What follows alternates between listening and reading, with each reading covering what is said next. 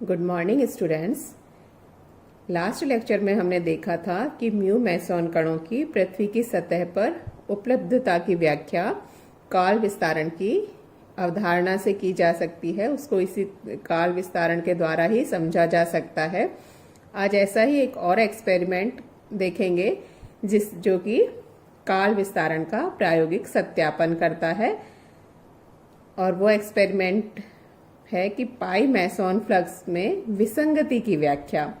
इस एक्सपेरिमेंट द्वारा पाई मेसॉन के फ्लक्स में जो कॉन्ट्रडिक्शन आता है, डिस्क्रिपेंसी आती है, उसको एक्सप्लेन कर सकते हैं काल विस्तारण द्वारा, टाइम डिलेशन द्वारा। The explanation of discrepancy in flux of pi meson.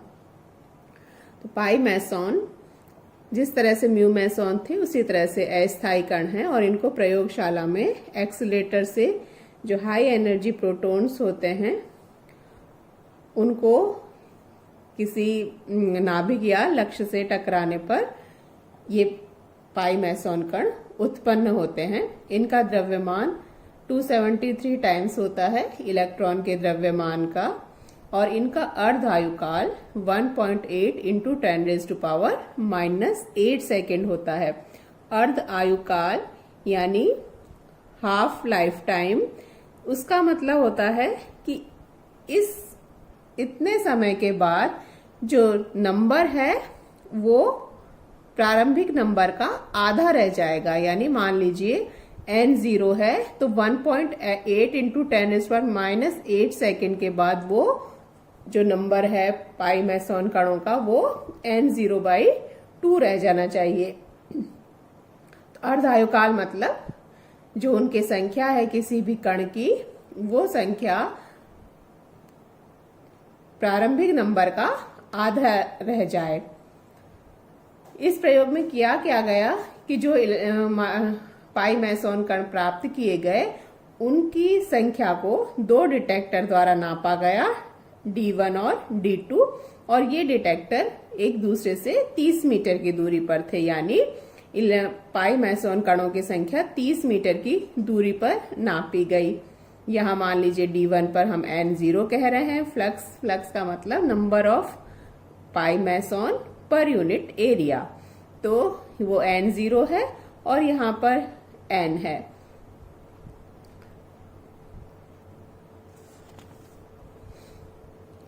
और जो इनकी वेलोसिटी, वेग या चाल होती है, वो वही प्रकाश के वेग की कोटि की होती है, लगभग उसके बराबर होती है 0.99 c। यहाँ पर प्रकाश का वेग है निर्वात में 3 × 10⁸ मीटर पर सेकेंड। तो यहाँ पर एक्सपेरिमेंट में 30 मीटर की दूरी पर नापा गया था, तो ये पाया गया कि जो संख्या है, फ्लक्स संख्या, वो 60% प्राप्त हुई। यानी D1 पर मान लीजिए 100 नंबर ऑफ पाई मेसॉन पाए गए, तो D2 पर उसका 60 मिले, 60% संख्या प्राप्त हुई। यानी n/n0 है वो 60% हुआ। ये प्रयोग से प्राप्त निष्कर्ष है। लेकिन अगर हम देखें तो ये फॉर्मूला आप सबने पढ़ा हुआ है रेडियो एक्टिविटी में भी, n = n0 ½ T/τ। तो 30 मीटर दूरी तय करने में लगा समय, 30 मीटर पर नापा गया है फ्लक्स को की दूरी पर, तो 30 मीटर की दूरी तय करने में कितना समय लगेगा? दूरी बटे चाल के फॉर्मूले से ही 30/0.99 c को 3 × 10⁸ रख दिया है। इसको लगभग 1 मान लें तो 10 × 10⁻⁻8 सेकेंड। तो D1 से D2 तक पहुंचने में पाई मेसॉन कणों को 10 × 10⁻⁸ सेकेंड का टाइम लगेगा। और अर्ध आयुकाल दिया हुआ है 1.8 × 10⁻⁻8 सेकेंड। ये वैल्यूज इसमें पुट कर देते हैं, तो 1/2 10 × 10⁻⁸ डिवाइडेड बाय 1.8 × 10⁻�8, तो ये लगभग आएगा 1/2 की पावर 5.6। अब 1/2 की पावर 5 जैसे होता है 132, और 6 होता अगर पूरा तो वो 64 हो जाता है, तो ये लगभग 1/50 के बराबर आएगा। तो n/n0 1/50 या परसेंटेज में निकालें तो इंटू 100 करने पर n/n0 है वो 2%, 2% प्राप्त होना चाहिए। यानी प्रयोग से तो हमें क्या मिला, n/n0 60% मिला, जबकि अगर इस तरह से हम मैथमेटिकल कैलकुलेशन करें तो ये कितना प्राप्त होना चाहिए था, 2%। अर्थात 30 मीटर की दूरी तय करने के बाद फ्लक्स केवल 2% रह जाना चाहिए था, जबकि प्रयोग से ये 60% प्राप्त हुआ। ये एक दूसरे के कॉन्ट्राडिक्टरी है, डिस्क्रिपेंसी है। तो इस फ्लक्स में इस विसंगति की व्याख्या को काल विस्तारण से कर सकते हैं, उससे हम समझ सकते हैं। वास्तव में जो हमने लिखा है अर्ध आयुकाल 1.8 इंटू 10⁻⁻8 सेकेंड, ये किस स्थिति में है, जबकि पाई मैसोन कण स्थिर अवस्था में है या उनके उचित या उपयुक्त निर्देश तंत्र में, जबकि प्रयोगशाला निर्देश तंत्र में ये गतिशील अवस्था में है, 0.99 c के वेग से गति कर रहे हैं। तो ये जो अर्ध आयुकाल था ये भी क्या हो जाएगा, बढ़ जाएगा, इसमें भी विस्तार होगा। तो यहाँ पर ये 1.8 इंटू 10⁻⁻8 स्थिर अवस्था में है, इसलिए ये τ0 के बराबर है, τ के बराबर नहीं है। तो τ0 इक्वल्स टू 1.8 इंटू 10⁻⁻8 सेकेंड।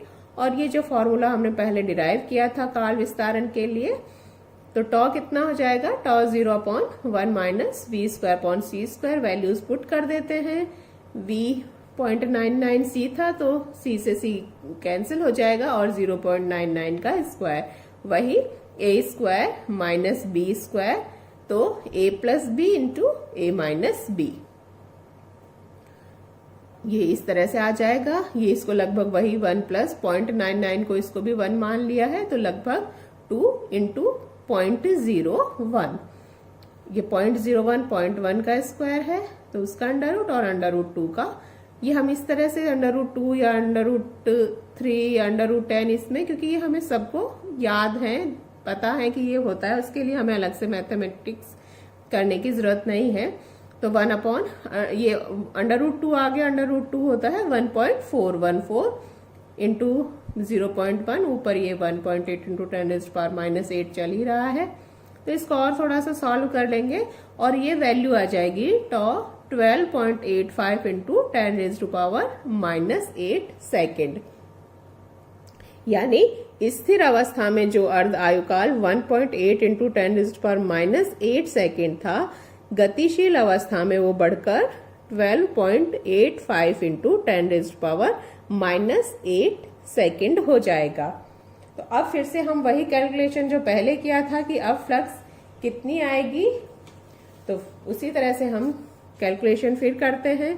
तो n is equal to n0 1/2 की पावर t/τ से ही n/n0 1/2 t, वही गतिशील अवस्था में ही था ये, तो 10 इंटू 10⁻⁻8 अपॉन 12.85 इंटू 10⁻⁻8 सेकेंड -8।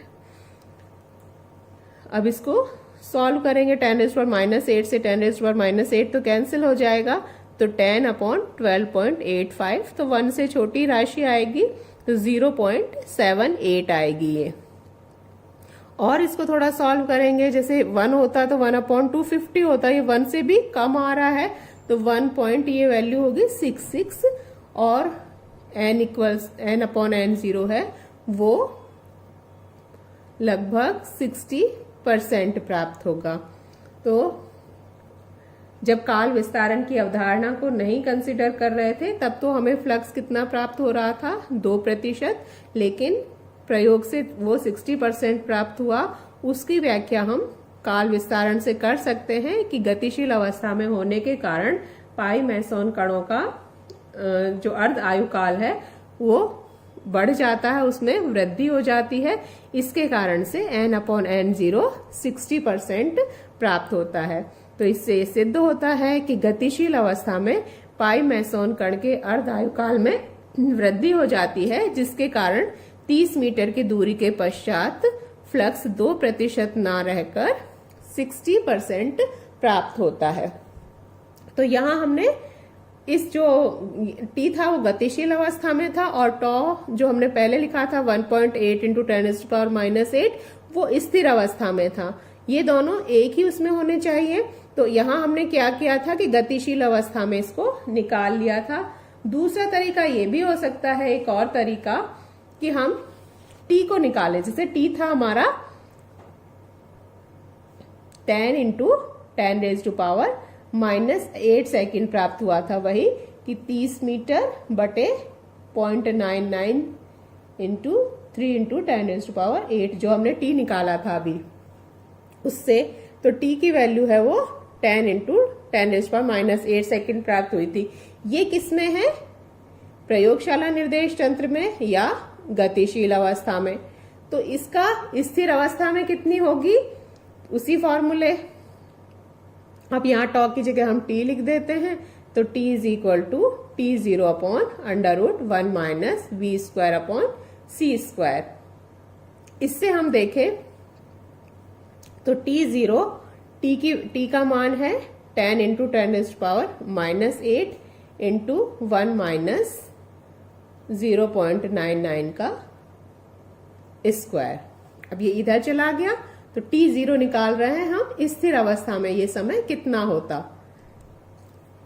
तो अब इसको फिर से सॉल्व कर लेंगे। तो T0 10 इंटू 10⁻⁻8 उसी तरह से 1 प्लस तो वो √2 हो जाएगा जो हमने पहले किया था, वहां डिवाइड में आया था, यहाँ ये मल्टीप्लिकेशन में आएगा और 0.01।